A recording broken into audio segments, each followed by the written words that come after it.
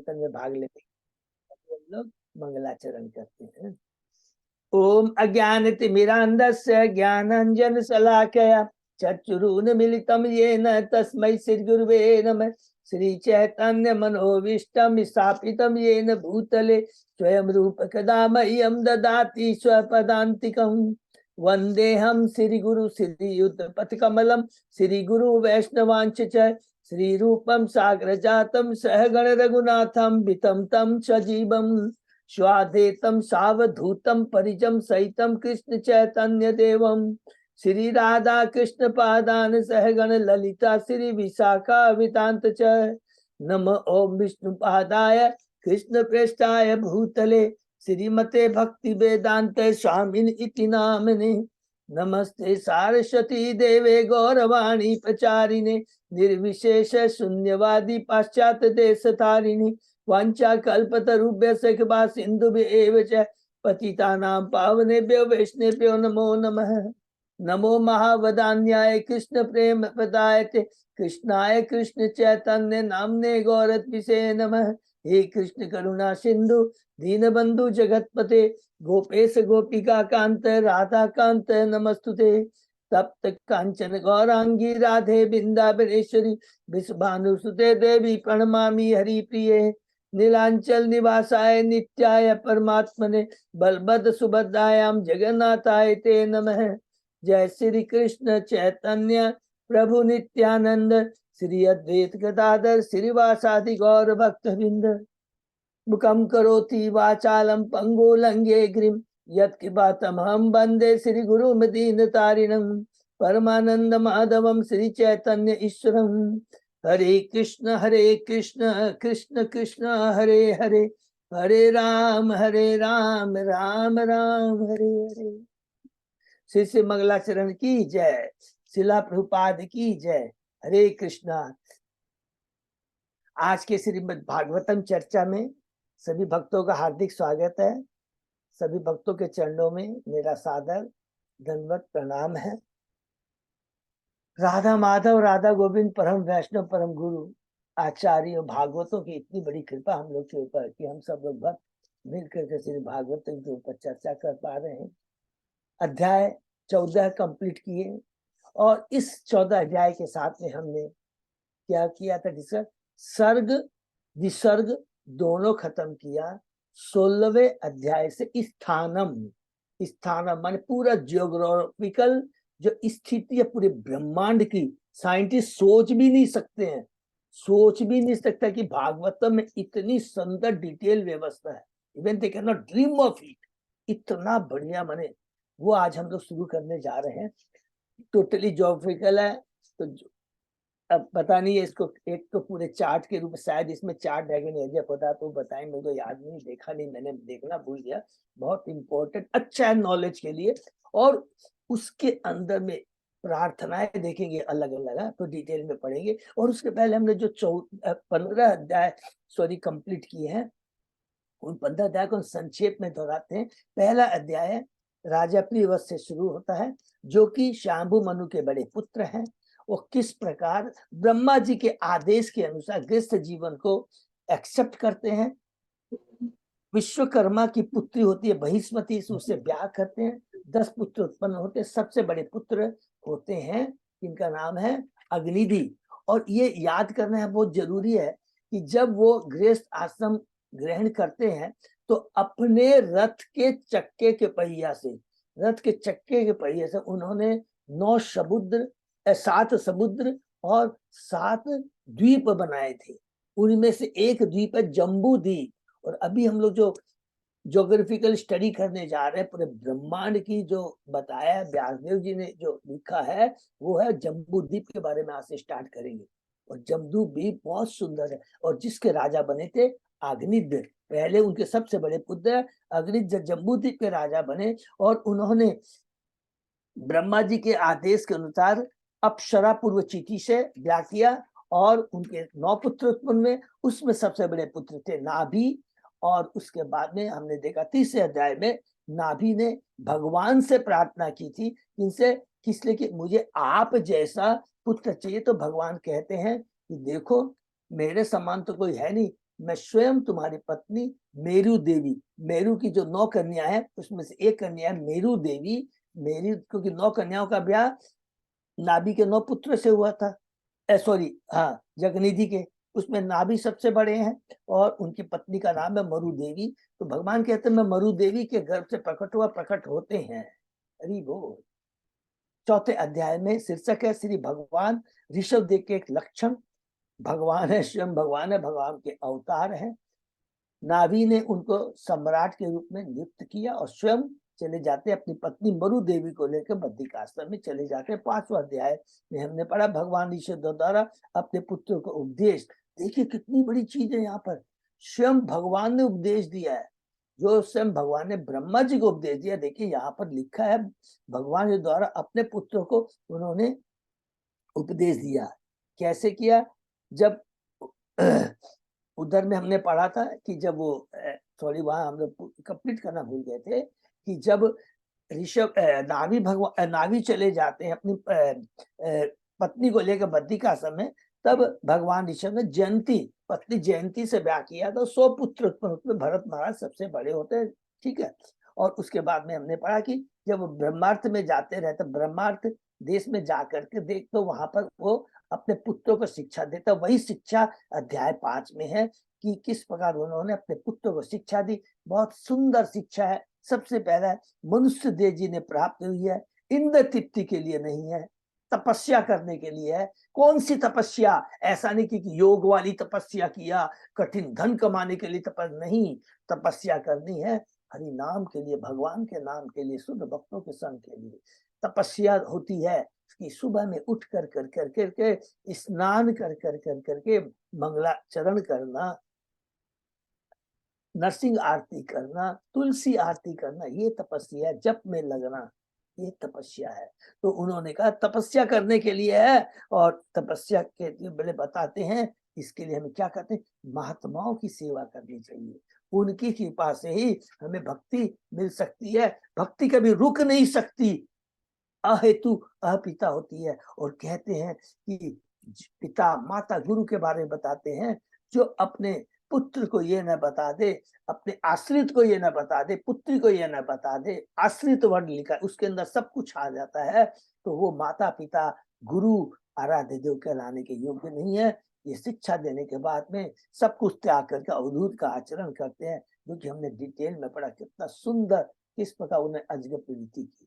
और उसके बाद में हमने 6वें अध्याय में पढ़ा भगवान ऋषभ देव का चरित्र। इसके अंदर में हमने पढ़ा कि यहाँ पर सबसे इंपॉर्टेंट बात ये लिखी हुई है कि योग जो भक्ति करता है उसमें योग सिद्धियां स्वयं आ जाती है। इसको नोट कर लेंगे, अलग से उसे ध्यान योग करने की दरकार नहीं होता है। दिव्य पथ पर आने से वो इतना भौतिक और आध्यात्मिक दृष्टि से बहुत ऊंचा, भौतिक माने कि जितनी अष्ट सिद्धियां सब भौतिक है, स्वतः ही आ जाती है जो भगवान के उच्च भक्ति के उच्च पद पे चला जाता है।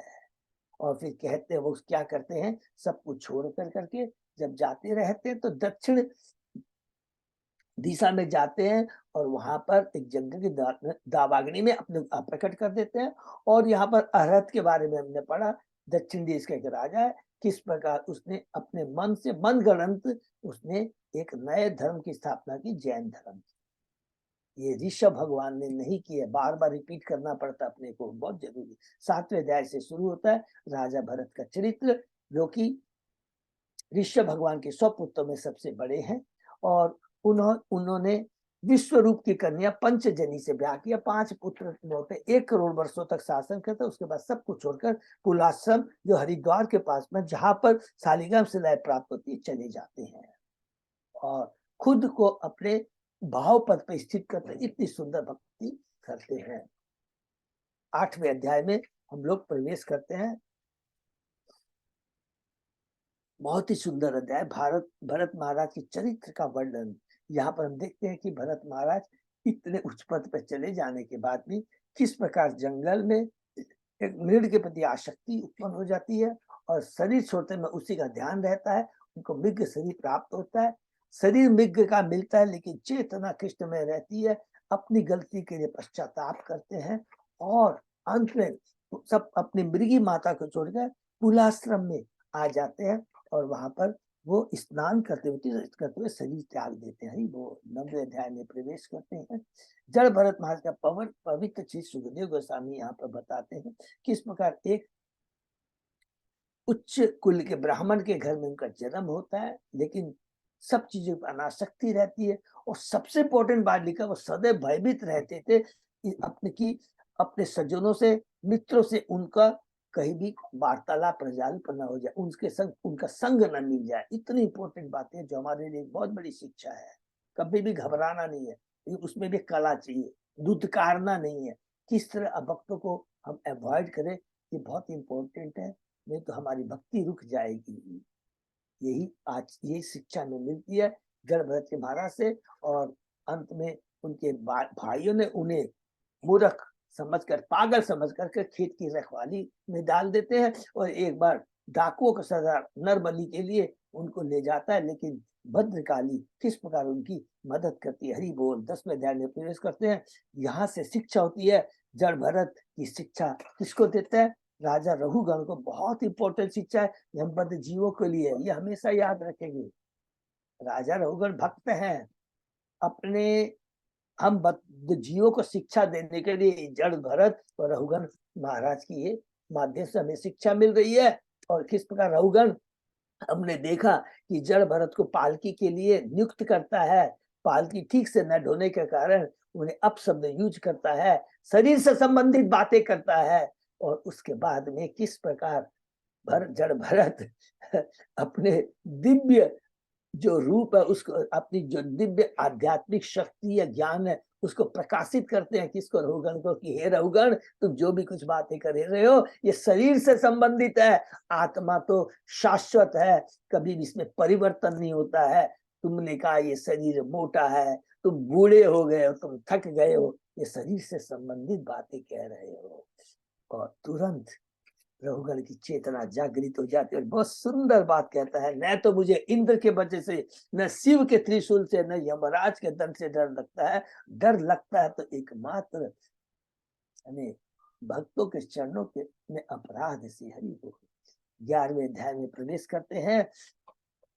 जड़ भरत द्वारा रघु को शिक्षा, यहाँ पर बहुत सुंदर शिक्षा देते हैं। क्या कहते हैं? पहला बात ही कहते हैं, तुम अपने को अनुभवी जैसे बात करते हैं।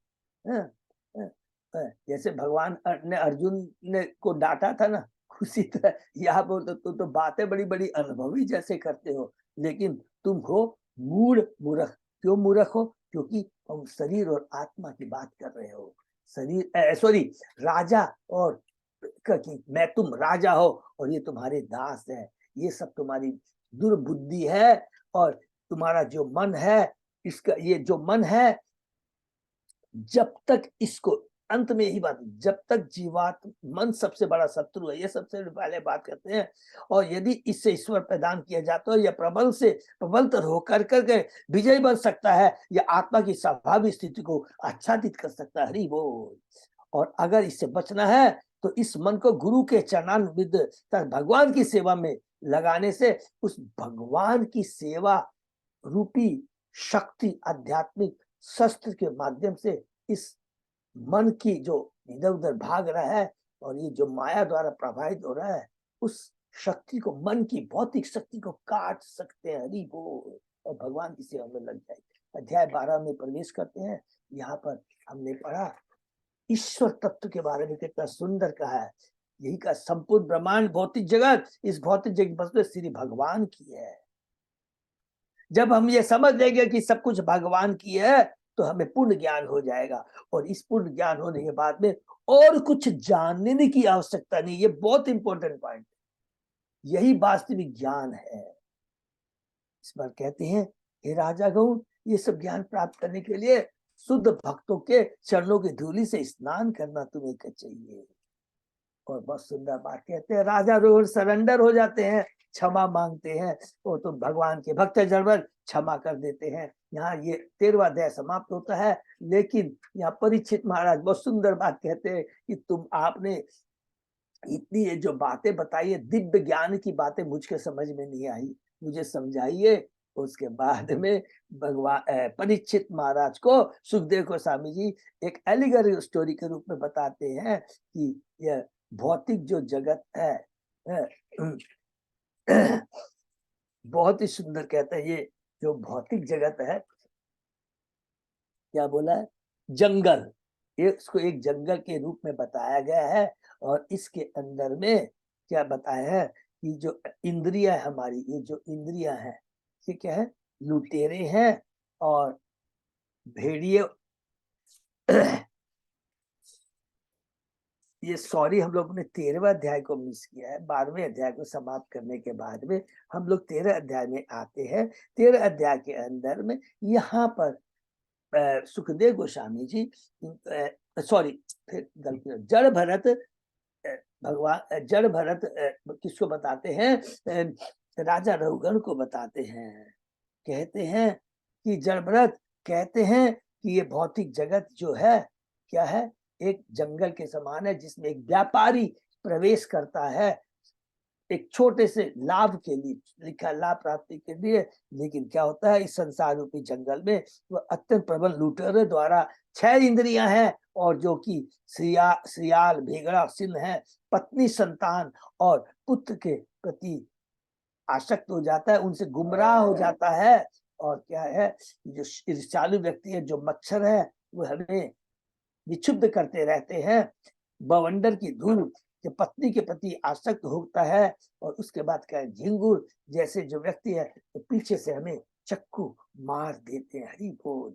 और यहाँ पे एक बहुत बढ़िया बात लिखा है कि जीव पहले माता पिता को खोता है, दुखी होता है, उसके बाद में संतान हो जाती है तो खुश हो जाता है, और देखते देखते बूढ़ा हो जाता है, और अपने कष्टों को दूर करने के लिए योगियों पाखंडियों के चक्कर में पड़ जाता है, और जीवन उसका दुखी हो जाता है। और कहता है, अंत में कहते हैं जड़ भरत राजा रघुगण को कि यह मनुष्य जन समस्त, यहाँ पर राजा रघुगण बोलने के बाद में रघुगण कहते हैं आपने सही कहा है, यह भौतिक जगत है, ये मनुष्य, यह जन्म समस्त योनियों में श्रेष्ठ है, इसका भी सदुपयोग करना चाहिए, और इसके लिए आप जैसे शुद्ध भक्तों की कृपा की दरकार है। और मेरा परम सौभाग्य है कि आप जैसे शुद्ध भक्तों का मुझे संग मिला है। मुझसे आपके प्रति जो चरणों में अपराध हुआ है उसके लिए मैं क्षमा चाहता हूँ, और जड़ भरत उन्हें क्षमा कर देते हैं। ये 13वें अध्याय के अंदर में, और अंत में फिर उसके बाद में यहाँ पर सुख गोस्वामी परीक्षित महाराज सुखदेव गोस्वामी को कहते हैं कि आपने जो बताया समझ में नहीं आया, मुझे दोबारा ठीक से समझाइए। तब 14 अध्याय में प्रवेश कर करके यहाँ पर पुनः सुखदेव गोस्वामी जी परीक्षित महाराज को उसी चीज को बारे में रिपीट करते हैं कि क्या कहते हैं कि ये भौतिक जगत 3 गुणों से जब जीव प्रभावित होता है, 14 भुवनों में वो चक्कर काटते रहता है, कभी पाताल से लेकर के पितृलोक से होते हुए कभी ऊपर ब्रह्मलोक तक, फिर नीचे आता है। और इस भौतिक जगत में इंद्रिया दस्यु हैं, जो लुटेरे हैं, जो उसे जो इंद्रियों के बारे में हम लोगों ने पढ़ा, 6 इंद्रिया, 5 ज्ञान इंद्रिया, और एक आपका हमारा है मन। उसके बारे में ये सब हमारे हैं। और शब्द स्पर्श इंद्रिय विषय के बारे में क्या है, शब्द स्पर्श रूप रस गंध के प्रति आकर्षित होकर उसका धन खर्च करने के लिए बाध्य करते हैं। पत्नी पुत्र कुटुंबीजन भेड़िए श्रीगाल की भांति है, उसके जागरूक रहते हुए उसकी सारी संपत्तियों को हड़प लेते हैं। ये भौतिक जगत एक हवाई महल की तरह है। और यहाँ पे एक सबसे इंपॉर्टेंट बात जो पढ़े थे हम लोगों ने, जिसके पास धन है उसका दुरुपयोग करता है तो क्या वो इस जन्म में भी और अगले जन्म में भी उसे कष्ट भोगना पड़ता है, निम्न योनि में जानना पड़ता है। उसी तरह जिसको कष्ट है, अगर वो भगवान के कृपा से भक्तों के संग नहीं मिलता है और केवल पाखंडियों के बीच में चला जाता है, तो वो भी क्या है, अधोगति को प्राप्त होता है। इस प्रकार उन्होंने बहुत सुंदर डिटेल में यहाँ पर बताया। और अंत में हम लोगों ने पढ़ा एकदम यहाँ पर कि यहाँ पर कहते भक्ति के बिना, अतः भक्ति मार्ग को स्वीकार किए बिना भौतिक जगत के चंगुल से कोई निकल नहीं पाता। तात्पर्य यह कि भौतिक जीवन में कोई भी प्रसन्न नहीं है उसे कृष्ण भावनामृत का आश्रय ग्रहण करना चाहिए।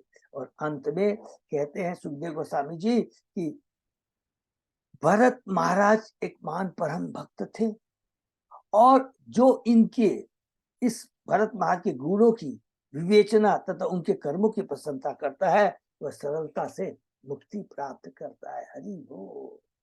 ये हम लोगों ने पढ़ा 14वें अध्याय के अंदर में। और अंत में यहाँ पर एक ही अध्याय में एक ही चीज लास्ट तक इसी चीज को कहा है। क्या क्या चीज कहा है कि शुद्ध भक्तों का संग, जब तक जीव को शुद्ध भक्तों को संग नहीं मिलता तब तक वह सृष्टि से लेकर प्रलय तक अंत तक लाखों वर्ष तक भ्रमण करता रहता है इस भौतिक जगत में। ये बहुत इंपॉर्टेंट चीज है। तो यही चीज क्या करके समाप्त करते हैं और उसके बाद में यहाँ पर हम लोग 15वें अध्याय में प्रवेश करते हैं। 15वें अध्याय में जो हम लोगों ने पिछली क्लास में किया इसके अंदर में प्रियत महाराज के वंशों का वर्णन है, डिटेल में है।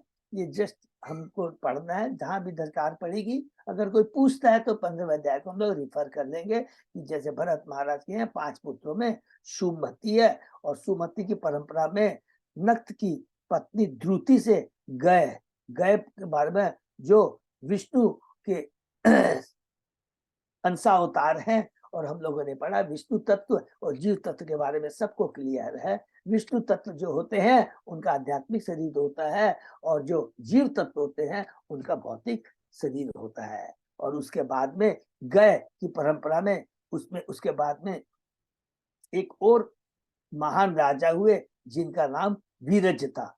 वीरज जिसने पूरे वंश को उजागर किया। और अंत में हम पढ़ा कि परंपरा में सत्यजीत आए, अत्यंत प्रख्यात हुए। तो बहुत सारी परंपरा में डिटेल है लेकिन मेनली इसके अंदर में क्या पढ़ा, भरत महाराज के पति सुमति है, बहुत विख्यात राजा। और उनके परंपरा में गय आते हैं, गय जो कि विष्णु के अंशावतार है। उनकी जो जस्ट जितनी भी डिटेल पढ़ा सबको याद है। जो पृथु महाराज से संबंधित जिस प्रकार पृथु महाराज ने कहा था किया था कि वे एक राजा के रूप में एग्जैक्टली यहाँ पर राजा गय के बारे में बताएगा। और आगे चल के उन वंश में आते हैं सत्यजीत। ये हमने पूरी इस परंपरा के बारे में पढ़ा। और आज हम लोग और यहाँ समाप्त होता है जैसे हम लोग ने स्टार्टिंग में शुरू किया था, यहाँ पर समाप्त होता है सर्ग और विसर्ग। लेकिन याद रखेंगे बहुत इंपॉर्टेंट चीज है, एक एक चीज देंगे। पूरे 10 कैंटो के अंदर में 12 कैंटो के अंदर में जो हमने 10 विषय के बारे में चर्चा कर रहे हैं, एक एक अध्याय में वो विशेष रूप से बताया गया है लेकिन स्लाइटली निम्न रूप से सभी जगह मिलेंगे। आप याद रखेंगे आश्रय तत्व जैसे वो किसमें कैंटो 10 के अंदर में है। हरि बोल। कैंटो 10 मालूम है भगवान कृष्ण से जन्म लेकर के, लेकिन भक्ति का बारे में हमने कैंटो 1 में भी पढ़ा है, कैंटो 2 में भी पढ़ा है, 3 में भी पढ़ा है, 4 में भी पढ़ा है, 5 में भी पढ़ा है। याद रखिए। तो अभी यहाँ पर हम लोग 15 अध्याय शुरू करने 16वां अध्याय शुरू करने जा रहे हैं। तो इस 16वें अध्याय में मैं कह नहीं सकता टोटली ज्योग्राफिकल है लेकिन भागवतम का है, जानना बहुत जरूरी है। हम लोग इसको पढ़ते चले जाएंगे और डेफिनेटली प्रभुपाद जी के तात्पर्य से हमें भक्ति के बारे में आएगा। हाँ ये जरूर है कि 16-17 उसके बाद में जो जम्बू द्वीप में जो अलग अलग वर्ष है वो जो एक एक वर्ष के अंदर में जैसे हरिवर्ष के अंदर में भगवान नरसिंह रहते हैं और वहां पर नरसिंह प्रहलाद महाराज की प्रार्थना को हम लोग बहुत डिटेल में पढ़ेंगे, बहुत सुंदर है। उसी बाद किमपुर वर्ष, उसके बाद किमपुर वर्ष में कौन है, भगवान ऋषिकेश रहते हैं और वहां पर प्रार्थना करती है लक्ष्मी जी। बहुत सुंदर प्रार्थना है, बहुत सुंदर प्रार्थना, अलग अलग प्रार्थना हम लोग पढ़ेंगे। तो हम लोग शुरू करते हैं जम्बूद्वीप का वर्णन, अध्याय 16। ओम नमो भगवते वासुदेवाय। ओम नमो भगवते वासुदेवाय। ओम नमो भगवते वासुदेवाय। नारायण नमस्कृत्य नरं चैव नरोत्तमं देवी सरस्वती व्यासं ततो जयम् उदीरे। नष्प्रायेषु अभद्रेषु नित्यं भागवत सेवया भगवती उत्तम श्लोके भक्ति भवति नैष्ठिकी। कृष्णाय वासुदेवाय देवकी नंदनाय च नंद गोप कुमाराय गोविंदाय नमो नमः। आराधयो भगवान ब्रजेश तनय ततदाम वृंदावनम रमया काचित उपासना व्रजवधु वर्गेण्य कल्पिता। श्रीमद्भागवतम प्रमाणम अम्लम प्रेमा पुमर्तो महान। श्री चैतन्य महाप्रभो मतमिदम तत् आदरो न पर। हरे कृष्ण कृष्ण कृष्ण हरे हरे हरे राम राम राम हरे हरे। कैंटो 5 अध्याय 16 शीर्षक है जम्बू द्वीप का वर्णन। तो 7 जो कि प्रियव्रत महाराज ने बनाए थे, 7 द्वीप, उसमें से जम्बू द्वीप एक है, छोटा सा जस्ट। और एक एक द्वीप जब खत्म होता है वो एक सागर से वो कवर माने घिरा रहता है। फिर दूसरा द्वीप शुरू होगा, वो सागर से ढका रहेगा। फिर तीसरा द्वीप, चौथा द्वीप, पांचवा द्वीप, ऐसे 7 द्वीप। एक तो ये हो गया पहला। फिर प्रत्येक द्वीप के अंदर, जैसे जम्बू द्वीप के अंदर में हम लोग जैसे कि पी के लीला पर पूछे थे, 9 वर्ष है। उन 9 वर्षों में भारतवर्ष एक है। इलावर्त, भारतवर्ष, ऐसे करके बहुत सारे वर्ष है, ये ध्यान में रखेंगे। इसको ध्यान में रखते हुए हम लोग शुरू करते हैं, जो कि डिस्क्रिप्शन में समरी के अंदर में क्या कहते हैं सुखदेव गोस्वामी। महाराज प्रियव्रत तथा उनके पूर्वजों के चरित्र का वर्णन करते हुए सुखदेव गोस्वामी ने मेरु पर्वत तथा भूमंडल नामक लोक का भी वर्णन किया। भूमंडल कमल पुष्प के सदृश है और इसके 7 द्वीपों की तुलना कमल के कोष आवर से की जाती है। जम्बूद्वीप नामक स्थान इस कोष के मध्य में स्थित है। हरि बोल। कमल का फूल है, कमल के फूल में जो पीला पीला एकदम बीच में जो रहता है, क्या बोलते हैं मेरे को याद नहीं है, वो है हमारा जम्बूद्वीप। हरि बोल। जम्बूद्वीप में सुमेरु नाम का एक पर्वत है जो ठोस स्वर्ण का बना। हरि बोल। इस पर्वत की ऊंचाई 84,000 योजन है। एक योजन इक्वल टू 8 मील, 8 माइल होता है, जिसमें से 16,000 योजन पृथ्वी के भीतर है। इसकी चौड़ाई श्रृंग पर माने ऊंचाई पर 32,000 योजन और गिरिपाद पर 16,000 योजन आकी जाती है। तो होता है ना, जैसे पर्वत है, जो कौन होता है ना, कौन जिसमें हम लोग खाते हैं आइसक्रीम, ऊपर से चौड़ा होता है, नीचे से पतला होता है, वही चीज है। तो ऊपर का जो कौन है वो 32,000 योजन है और नीचे का वो है 16,000 योजन की आकी। एक योजन लगभग 8 मील के बराबर होता है। पर्वतों का राजा सुमेरु पृथ्वी ग्रह का आधार। हरि बोल। इलावर्त वर्ष के दक्षिण में हिमवान, हिमकुट तथा निषद नामक पर्वत है और उत्तर में नील, श्वेत तथा श्रृंग पर्वत है। इसी प्रकार पूर्व तथा पश्चिम दिशा में माल्यवान तथा गंधमादन नामक 2 विशाल पर्वत है।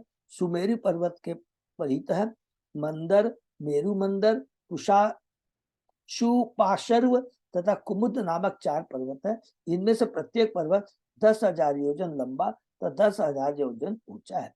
इन चारों पर्वतों पर 1,100 योजन ऊंचे वृक्ष। हरि बोल। देखिए वृक्ष की ऊंचाई 1,100 योजन ऊंचे वृक्ष है। इनमें से एक आम का, एक जामुन का, एक कदम का और एक बरगद का वृक्ष है। इसमें अनेक सरोवर भी है जो दुग्ध, मधु, इक्षुरस तथा जल से पूर्ण है। ये सरोवर समस्त कामनाओं को पूर्ण करने वाले हैं। साथ ही इसमें नंदन, चित्ररथ व भ्राजक तथा सर्वतोभ्रक नामक उद्यान भी है। सुपार्श्व पर्वत के पार्श्व में एक कदम वृक्ष है जिसके कोटर से मधु की धारा प्रवाहित हो रही है। कुतुब पर्वत पर सतवल्स नामक एक वटवृक्ष है जिसके मूल से दूध, दही तथा अन्य वांछित पदार्थों की नदियां बहती है। कमल नाल के सदृश सुमेरु पर्वत के बीच की 20 पर्वत श्रेणियां यथा कुरंग, कुरर, कुसुम्ब, बैंकंक तथा त्रिकुट घिरे हुए हैं। सुमेरु के पूर्व जठार तथा देवकुट, पश्चिम में पवन तथा पारियात्र, दक्षिण में कैलाश तथा करवीर और उत्तर में त्रिशंग तथा मकर पर्वत स्थित है।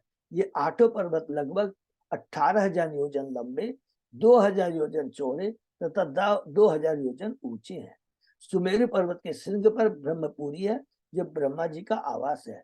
इसकी चारों भुजाओं में से हर एक 10,000 योजन लंबी है। ब्रह्मपुरी को घेरे हुए इंद्र तथा 7 अन्य देवताओं की पुरी है। ये सब पुरियां ब्रह्मपुरी के चौथाई आकार की है। हरि बोल। तो ये सब हमारे सुमेरी पर्वत के ऊपर में है। तो ये तो अलग अलग देवताओं का वो है, ये चीज यहाँ पर नहीं है, ये सब याद रखें। वो तो एक अलग अलग देवताओं का धाम है, वो अलग अलग से हम लोग पढ़ेंगे। तो यहाँ पर जस्ट स्टार्ट करने पहले जो समझ में आया, हाँ, अभी तो चेष्टा करेंगे कि कौन चार्ट बनाएगा। एक सेकंड देखते हैं चार्ट है क्या पीछे में।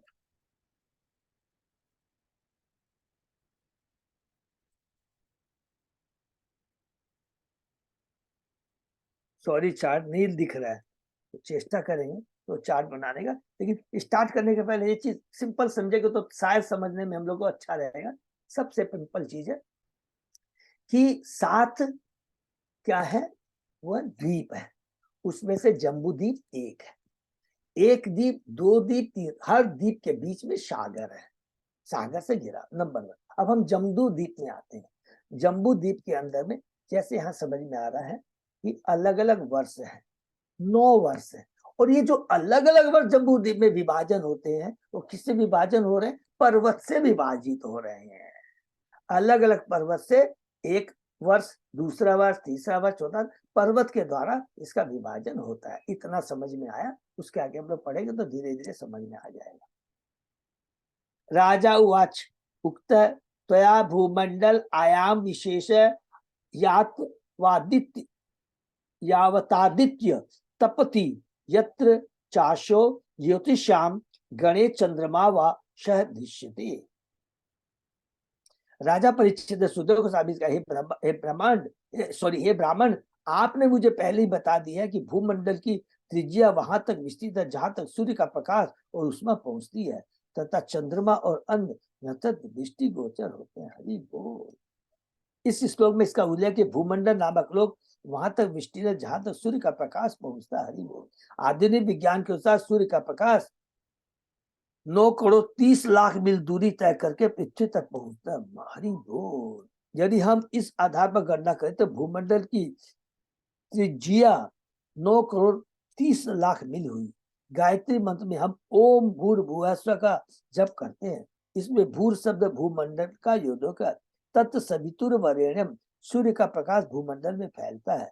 अतः सूर्य पूजनीय तारे जिनको नक्षत्र कहा जाता है, अन्य प्रकार के सूर्य नहीं है, जैसे कि आधुनिक वैज्ञानिक मानते हैं। भगवद गीता से हमें विदित होगा कि नक्षत्र चंद्रमा के ही समान, नक्षत्राणाम अहम शशि।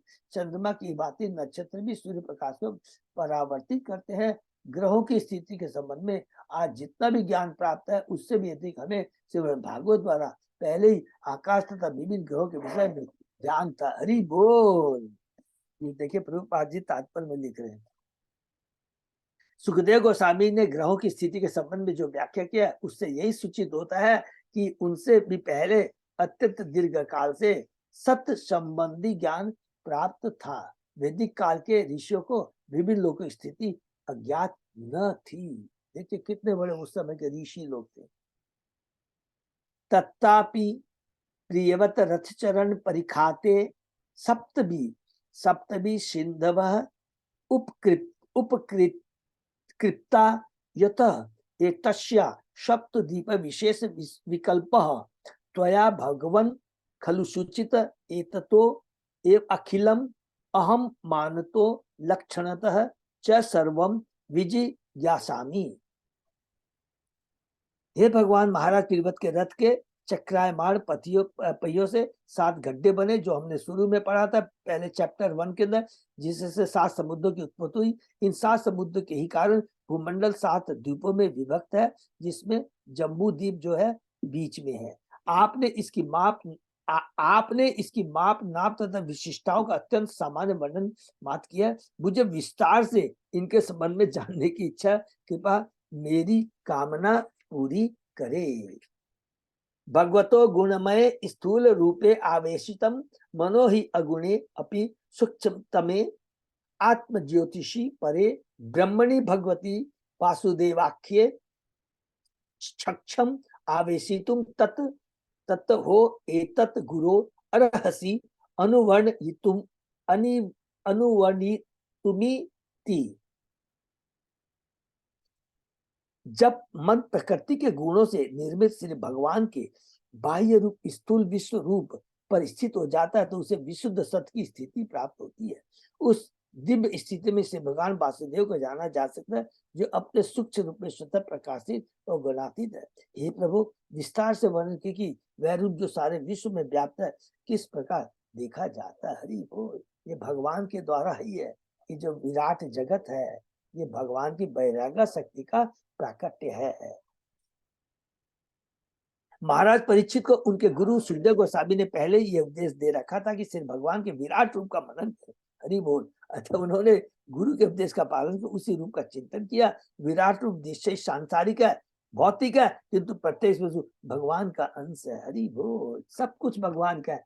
केवल याद करेंगे चतुर्श्लोकी भागवतम का, अगर बिना भगवान के कोई चीज कहते हैं हम कि ये चीज का अस्तित्व है, तो ये माया है।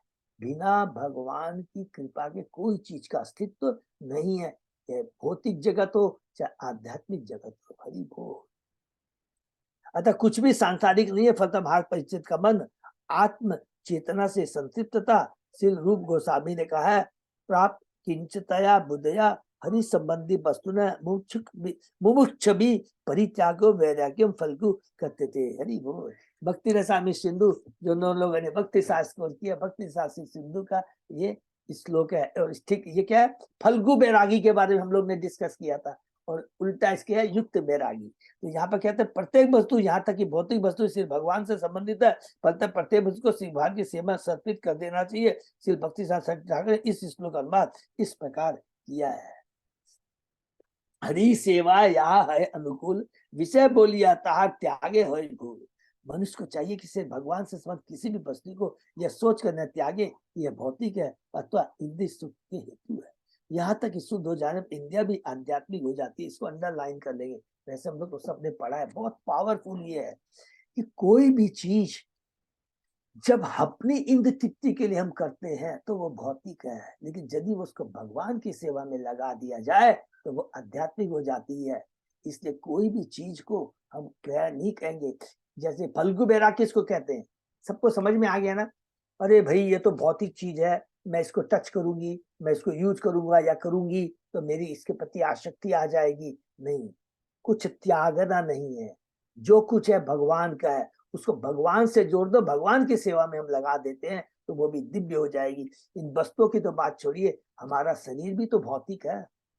अगर इसको भगवान की हम सेवा में लगा देते हैं तो ये भी क्या हो जाएगा, दिव्य हो जाएगा। जैसे से गुरु महाराज आचार्य, इनके शरीर को भौतिक बोलना अपराध होगा। ये पूरे परमहंस लेवल पे है, परमहंस लेवल पे है। एक एक रोम, एक एक सांस में वो चिंता करते रहते हैं। मैंने देखा है, रियलाइज किया है कि किस प्रकार वो केवल भक्तों के बारे में चिंता करते हैं कि किस प्रकार इनका उद्धार हो। आज भी देखिए गुरु महाराज इस एज में आकर के कहते हैं, इतना उनको भौतिक कष्ट, उसके बाद भी वो दीक्षा दे रहे हैं। सोचिए इससे बड़ी और कृपा क्या हो सकती है। किसके कैसे आचरण है, किसकी कैसी चेतनिया है। प्रभु गुरु महाराज चिंता नहीं करते, उनको सबको ग्रहण कर लेते हैं कि इनका कल्याण हो। वासुदेव दत्त यही सोचते थे। हे चेतन बाबू को बोले, हे भगवान, सारे ब्रह्मांड के लोगों का, जबद्ध जीवों का कष्ट मुझे मिल जाए, इनका कल्याण हो जाए। ये भावना है गुरु महाराज की। ये होती है परमहंसों की आचरण। इसे सब चीज को भगवान की सेवा में लगाना है। जब महाराज परिचित सिर्फ भगवान के विराट को चिंतन कर रहे थे तो उनका मन निश्चित रूप से दिव्य धरातल पर था। अतः वे ब्रह्मांड के विषय विस्तृत जानकारी की इच्छा न रखने पर भी सिर्फ भगवान की पृष्ठभूमि में उसका चिंतन कर रहे थे। इसलिए ऐसा भौगोलिक ज्ञान भौतिक न होकर दिव्यता। हरि बोल। कितनी कितनी सुंदर हमारी सारी बुद्धि घूम जाती है।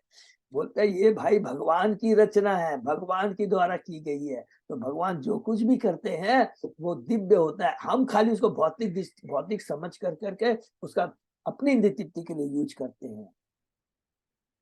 बहुत सुंदर भाई, इसको अंडरलाइन कर सकते हैं, बहुत सुंदर है। न होकर दिव्यता। श्रीमद् भागवत में अन्यत्र नारद मुनि कहते हैं, इदम ही विश्वम भगवान इवेत्र है। यह संपूर्ण ब्रह्मांड ही श्री भगवान है, भले ही उनसे भिन्न। हमने पढ़ा है ना 5वें अध्याय के, किसको शिक्षा दे रहे हैं भगवान, ब्रह्मा जी व्यास देव जी को। ब्रह्मा जी व्यास जी को कहते हैं ना कि मैं तुष्टि नहीं है। पहले हम लोग ने 30वें अध्याय में पढ़े कि भागवतम का कैसे प्राकट्य हुआ, वो कब पूरी नारद जी अपनी पूरे पिछले जन्म की लीला सुनाते हैं, सबको मालूम है ना।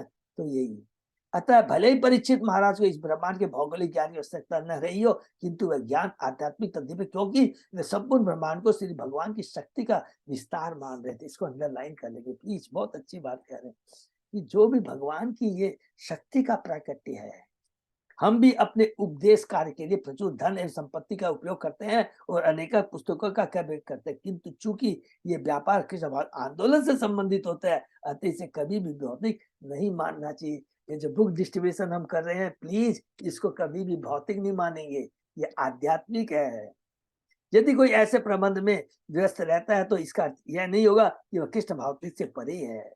यदि कोई प्रतिदिन नियमित रूप से 16 माला जब मन करता है तो कृष्ण के प्रचार के लिए भौतिक जगत से इसका संपर्क कृष्ण भौतिक आध्यात्मिक उसके किसी प्रकार का भिन्न नहीं कहा जा सकता। हरि बोल। जितनी भी हम सेवा करते हैं, जितनी भी है, ये सब क्या दिव्य है, कृष्ण से संबंधित है। ऋषिवाच नवे महाराज भगवतो माया गुण विभूतो काष्टाम मनसा वचसा अधिगंतुम अल्म विबुधायुषा अपि पुरुष तस्मात् प्रधान येन एव भूलोक विशेषम नाम रूप मान लक्षण तो व्याख्य यास्याम। ऋषि से ऋषि श्रेष्ठ, ऋषियों में श्रेष्ठ सुखदेव को सामने बोलते, हरि बोल। हे राजन, श्री भगवान की माया के विस्तार की कोई सीमा नहीं है। यह भौतिक जगत सत्व रज तथा तम इन तीन गुणों का रूपांतर है। फिर भी ब्रह्मा के समान दीर्घ आयु पाकर भी इसकी व्याख्या कर पाना संभव नहीं है। इस भौतिक जगत में कोई भी पूर्ण नहीं और अपूर्ण मनुष्य सतत चिंतन के बाद भी इस भौतिक ब्रह्मांड का वर्णन नहीं कर सकता। इसको अंडरलाइन कर देंगे और जो भी बड़ा बड़ा साइंटिस्ट होगा उसको दिखा देंगे कि तुम कहते हो कि मैं ये डिस्कशन किया, ये दिखाया, मैंने ये किया। बोला देखो प्रभुपाद भागवतम में लिखा है, तुमको कुछ भी नॉलेज नहीं, जीरो है, जीरो। एक कहते हैं ना कि मेंढक कुएं में रहता सोता कि यही पूरा ब्रह्मांड है, हुआ ही पूरा सबसे बड़ा, वही हालत है इन साइंटिस्टों की। तो भी हे राजन, मैं प्रमुख भूखंडों तथा भूलोक की व्याख्या उनके नामों रूपों मापों तथा विविध शब्दों करने का प्रयास करूंगा। हरि बोल। ये बहुत अंडरलाइन सुंदर है।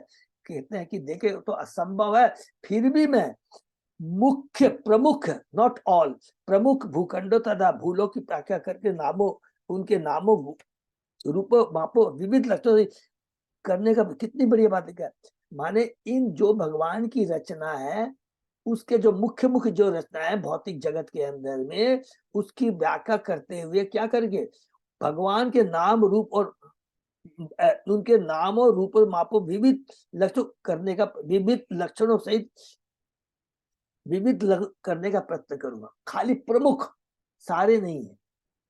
यह भौतिक जगत सिर्फ भगवान की सृष्टि का चतुर्थांशी है। ये सबको मालूम है ना कि टोटल सृष्टि का 75% आध्यात्मिक जगत है और केवल 25% भौतिक जगत है, किंतु है अनंत। तो भी देखिए 25% में पागल हो जाएंगे कि कितना बड़ा है? उसका भी हम लोग 1% भी हम लोग साइंटिस्ट नहीं जानते। किसकी बात करें? भौतिक जगत, जो कि केवल 25% है और पूरी सृष्टि का 75% आध्यात्मिक जगत है। हरि बोल।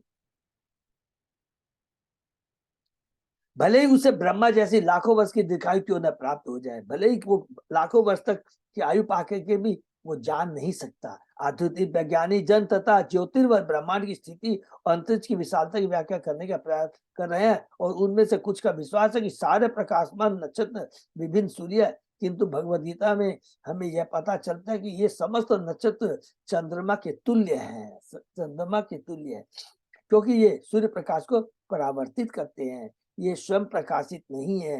भूलोक बाह्य अंतराक्ष का यह भाग है जिसमें से होकर सूर्य प्रकाश तथा उष्मा गति करते हैं। अतः यह निष्कर्ष निकला जा सकता है कि यह ब्रह्मांड जहां तक हमें दिखाई देता है अंतरिक्ष में फैला है और प्रकाश युक्त नक्षत्रों तक परिवृत है।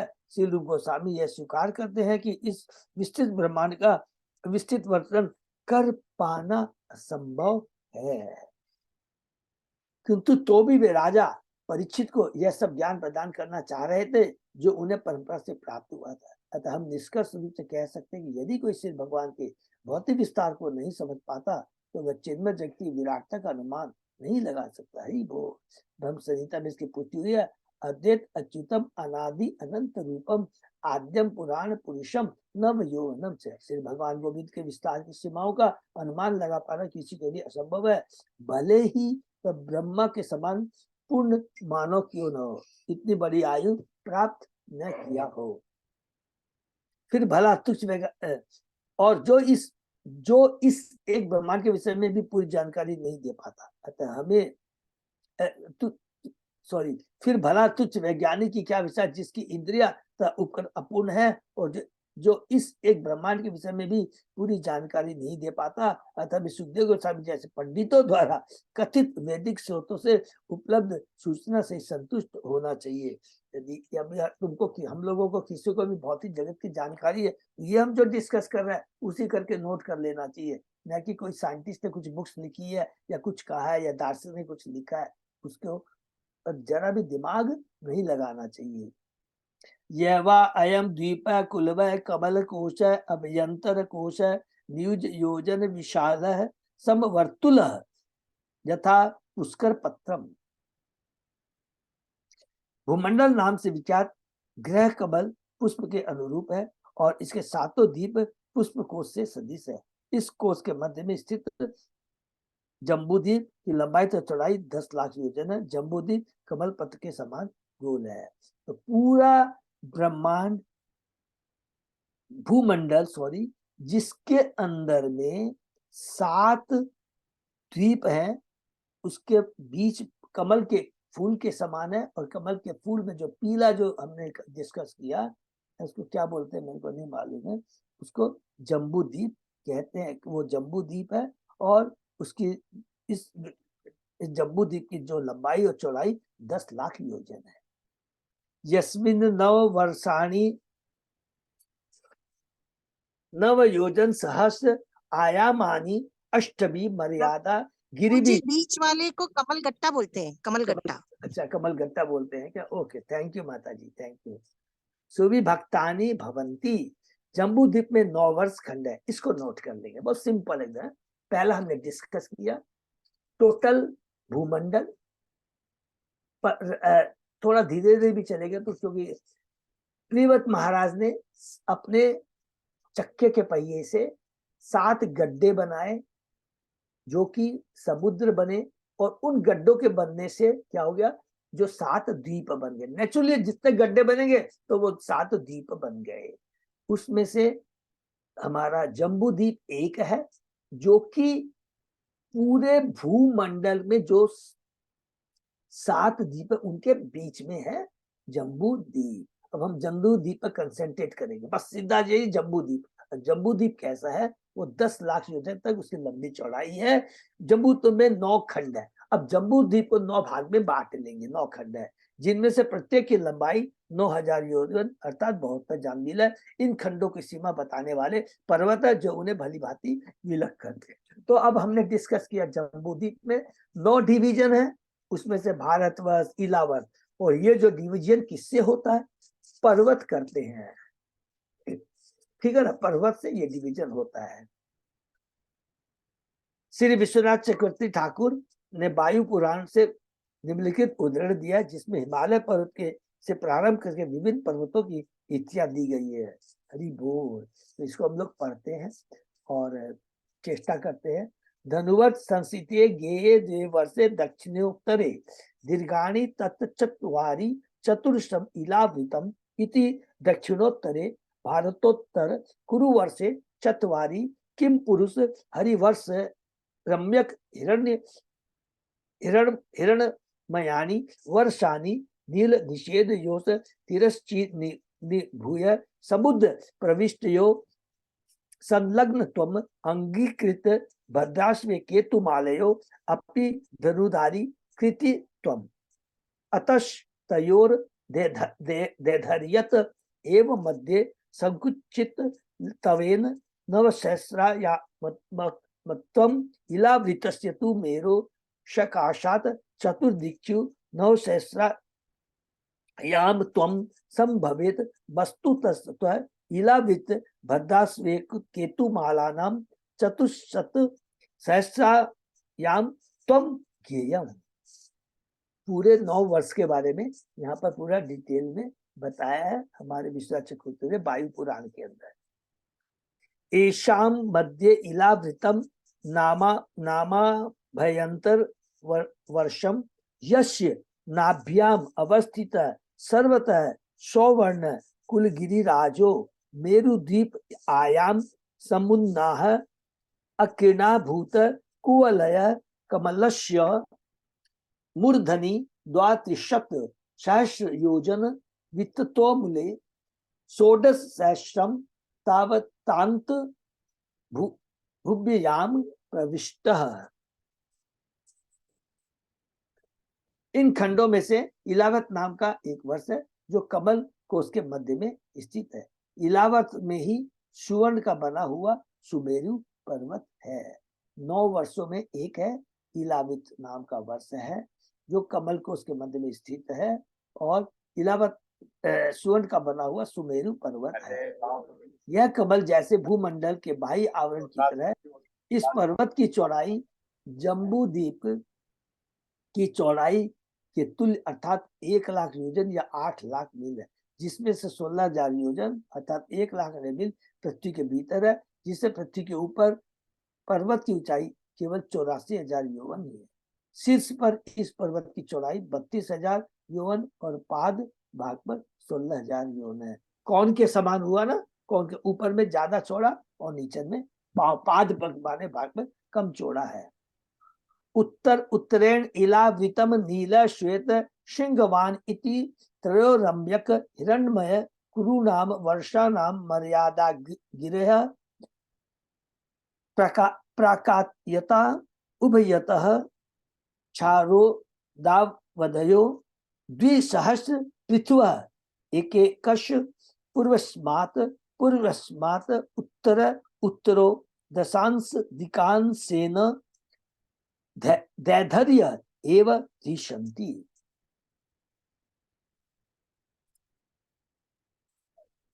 इलावत वर्ष के सुदूर उत्तर में क्रमशः नील श्वेत तथा सिंहवान नामक 3 पर्वत है। ये तीनों रम्यक हिरण्मय तथा कुरु इन 3 वर्षों की सीमा रेखा बनाने वाले हैं और एक दूसरे से पृथक करने वाले हैं। इन पर्वतों की चौड़ाई 2000 योजन अर्थात 16,000 मील है। लंबाई में से ये पूर्व से पश्चिम की ओर और लवण सागर के तट तक स्थित है। दक्षिण के उत्तर की ओर बढ़ने पर प्रत्येक पर्वत की लंबाई अपने पूर्ववर्ती पर्वत की दशमांश होती जाती है, किंतु इन सब की ऊंचाई एक सी रहती है। हरि बोल। इस संबंध में मध्वाचार्य ने ब्रह्मांड पुराण से निम्नलिखित श्लोक उद्धृत किया है। यथा भागवते उक्तम भौवनम कोश लक्षणम तस्या विरोधतो योज्यम अन्य ग्रंथांतरे स्थितम मंडोके पुराणम चैव यत्याशम क्षीरसागरे राहु सोमर वीणाम च मंडला द्विगुणोक्तिताम विनेह सर्वम उन्नेयम योजना भेदतो अत्र तु। इन श्लोकों से ऐसा प्रतीत होता है कि सूर्य तथा चंद्रमा के अतिरिक्त एक अन्य अदृश्य ग्रह भी है जिसे राहु कहते हैं। राहु के गतिशील होने से सूर्य तथा चंद्रमा ग्रहण राहु के गतिशील होने से सूर्य तथा चंद्र ग्रहण लगते हैं। हमारा सुझाव है कि चंद्रमा तक पहुंचने के लिए जो यात्रा की जा रही है ये भूल से राहु तक प्रेरित है। तो जी के हमारा सुझाव है कि चंद्रमा तक पहुंचने के लिए जो यात्रा की जा रही है ये भूल से राहु तक प्रेरित। हरि बोल। तो यही पर हम लोग विराम देते हैं। तो अजय पदार्थ प्रभु इसका थोड़ा प्रयत्न कीजिएगा ना, कोई चार्ट मिल जाए, नहीं तो सब कुछ पढ़ लेंगे। खाली इतना ही समझ में अभी तक आया जहाँ तक चार्ट तो है प्रभु जी मेरे पास बुक्स में, मैं देखता हूँ, शेयर करता हूँ उनसे कितना समझ। हरि बोल प्रभु कहिएगा तो थोड़ा उसको स्टडी करेंगे। हरि बोल। ये क्योंकि मैं देखा पूरा निकाल लेते कहीं ना कहीं से। तो यहाँ से समरी में यही आया। इसमें कोई है कि पूरा जो प्रेवत महाराज ने अपने चक्के के पहियों से ये याद करेंगे तो इसमें बेसिक चीज समझ में आ जाएगी। तो क्या क्या बना चक्के पहिए से? गड्ढे बने, तो गड्ढे बने तो वो सारे समुद्र बन गए और गड्ढे के बाद में जो है 7 द्वीप बन गए। उसमें से एक द्वीप है जम्बू द्वीप है जो कि बीच के अंदर में है, और जम्बू द्वीप के अंदर में 9 वर्ष हैं। उसमें से भारतवर्ष एक है, इलावर्त एक है, और ये जितने भी जम्बू द्वीप के अंदर में ये जो भी 9 डिवीजन है, भारत और इलाहाबाद, ये डिवीजन किससे होता है? ये होता है पर्वतों से। और यहाँ पर सुमेरी पर्वत के बारे में बताया गया है, जो पूरे सोने का है, और उसकी लंबाई चौड़ाई के बारे में बताया गया है। क्लियर है ना? तो द्वीप अलग होते हैं सागर से, और एक द्वीप के अंदर में, जैसे जम्बू द्वीप के अंदर में जो अलग से 9 वर्ष है, उनका डिवीजन सागर से नहीं, पर्वतों से हुआ है, और अलग से पर्वतों के बारे में बताया गया। हरे कृष्णा, इतना ही है। लेकिन इसको, क्योंकि ये भगवान की सृष्टि है और इसको अच्छे से पढ़ना है, इसलिए पढ़ना है कि जब भी हम कोई भी प्रचार के कार्य में बताएंगे, देखो तुम लोग जो कहते हो पूरा सृष्टि सपोज 100 है, 1 मिनट लगेगा, उसमें से 75% तो आध्यात्मिक जगत है। कौन सा आध्यात्मिक जगत? बैकुंठ लोक, गोलोक, ये सब है। असंख्य करोड़ों बैकुंठ लोक है, अलग अलग लोक में हम लोग पढ़ेंगे। और केवल 25% है वो क्या है? भौतिक जगत है। और उस भौतिक जगत के अंदर में करोड़ों ब्रह्मांड है, करोड़ों ब्रह्मांड है। हमने पढ़ा है ना कि भगवान ये महाविष्णु है, महाविष्णु के कारणोदक्ष विष्णु से असंख्य ब्रह्मांड निकलते हैं। और उस असंख्य ब्रह्मांड में अभी एक ब्रह्मांड के बारे में हम बात कर रहे हैं, और एक जो ब्रह्मांड है, भूमंडल है, उसके बारे में हम लोग बात कर रहे हैं। सोचिए, इतना बड़ा चीज है। तो भगवान की सृष्टि, माथा चक्कर आ जाएगा। भगवान इतने महान है, इसलिए पढ़ना चाहिए कि भगवान के प्रति हमारी श्रद्धा और बढ़ जाएगी। सारे जो साइंटिस्ट है ना, उनको एक बार ये दिखा देंगे तो भूल जाएंगे अपना कि हम इतने बड़े दार्शनिक है, वैज्ञानिक है। ये बहुत जरूरी है इसलिए जानना। इससे हमको क्या है? भगवान की भव्यता, दिव्यता के बारे में पड़ेगा, भगवान के प्रति श्रद्धा, सम्मान बढ़ेगा। हम उसके माध्यम से भगवान की भक्ति और कर पाएंगे। हरे कृष्णा। एक राम। हरे कृष्ण प्रभु जी। हाँ प्रभु। तब अब ये देख रहे हैं कि ब्रह्मांड इतना बड़ा है, सारी सृष्टि भगवान की इतनी बड़ी है, हम लोग ये भारतवर्ष में और अपने घर में एक छोटी सी चींटी के बराबर भी नहीं है, इतना बड़ा है। उसमें 25% भौतिक जगत है, 75% आध्यात्मिक जगत। उसमें मतलब इतनी सारी सृष्टि है, तो हम लोग का तो पता ही नहीं। पता नहीं है। और प्रभु मेरे को बहुत पर्सनली बहुत रियलाइजेशन होता कि आध्यात्मिक जगत 75% है, सोचिए। और उस आध्यात्मिक जगत में हम लोग यदि भगवान की कृपा चले जाएंगे तो वहां पर क्या द्वंद्व नहीं है, सुख दुख लाभ हानि जय पराजय कुछ नहीं है। ये द्वंद्व जो है केवल भौतिक जगत में है। सुख, तो सोचिए, तो ये भगवान की कृपा, गुरुओं की कृपा ऐसा रहेगा तो बहुत अच्छा है। लेकिन जो बड़े बड़े महान लिखा है, हम लोगों को क्या है, आधा मिनट लगेगा बोलने में, कि हमेशा कभी भी हमें आध्यात्मिक जगत में जाने के लिए उसके लिए प्लानिंग नहीं करनी। हमको तो क्या गोलोक में जानना, हमको तो खाली भगवान की सेवा मिलती रहे। की सेवा अगर मिलती रहेंगे तो इस भौतिक जगत में रहते हुए हम लोग गोलोक धाम में बहुत अच्छा। थैंक यू सो मच पीके लीला प्रभु। हरे कृष्णा। अजय पता सब भक्तों को बहुत धन्यवाद पड़ा। ये विराम देते हैं और बस फिर एक बार यही रिपीट करते हैं। जैसे कल मेरे को अजय पदार प्रभु ने फोन से बताया कि प्रभु चिंता मत कीजिए, जगन्नाथ 1000+ हो जा रहा है, बहुत ज्यादा ये हो रहा है। ये वास्तव में सही में हो जाएगा। बहुत बहुत धन्यवाद सब भक्तों को। ज्यादा से ज्यादा डिस्ट्रीब्यूशन करना है। और अभी एक चीज मैं मैसेज थोड़ा बताया था कि नहीं, कि बंगाल में थोड़ी प्रॉब्लम ज्यादा है, मेट्रोस में ये प्रचार के लिए अलाउ नहीं था, तो राधा रमन प्रभु ने परमिशन ले लिया है मेट्रो में भी जाके, माने मेट्रो में जाके आप लोग बुक्स का प्रचारण कर सकते हैं, डिस्ट्रीब्यूशन कर सकते हैं। शायद मैं बोलना भूल गया था, बहुत इंपॉर्टेंट है। अभी भी हमारे पास में 18 दिन है, 18 दिन है ना। हाँ यस, आज 28, 29, 30, 31, 19 दिन है, ठीक है ना। तो डिस्काउंट रेट पे हम गीता लेकर के डिस्ट्रीब्यूट कर सकते हैं, भागवतम डिस्काउंट में लेकर डिस्ट्रीब्यूट कर सकते हैं, सारी चीजें कर सकते हैं। हरे कृष्णा। यही पे विराम देते। हरे कृष्ण। सही भक्तों का बहुत बहुत धन्यवाद। तो आज का सेशन ही विराम करते हैं, फिर कल सुबह 7 बजे। हरे कृष्णा प्रभु जी, दंडवत प्रणाम। हरे कृष्ण। हरे कृष्ण।